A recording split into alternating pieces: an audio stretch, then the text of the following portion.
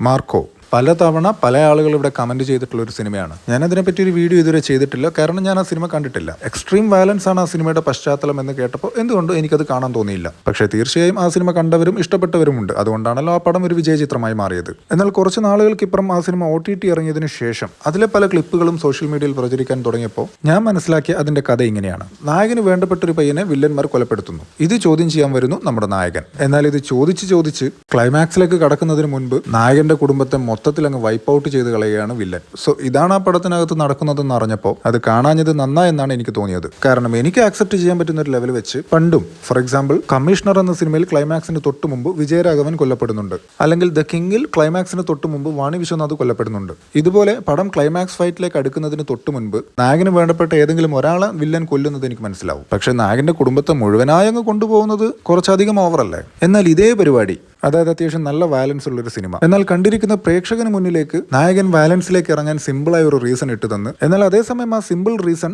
നായകന്റെ ഭാഗത്ത് നിന്ന് നോക്കുമ്പോൾ വളരെ ഡെപ്ത് ഉള്ളൊരു കാര്യമാക്കി കാണിച്ചു തന്നൊരു സിനിമയുണ്ടായിരുന്നു ഞാൻ കണ്ട ചുരുക്കം ചില ഹോളിവുഡ് സിനിമകളിൽ ഒന്ന്.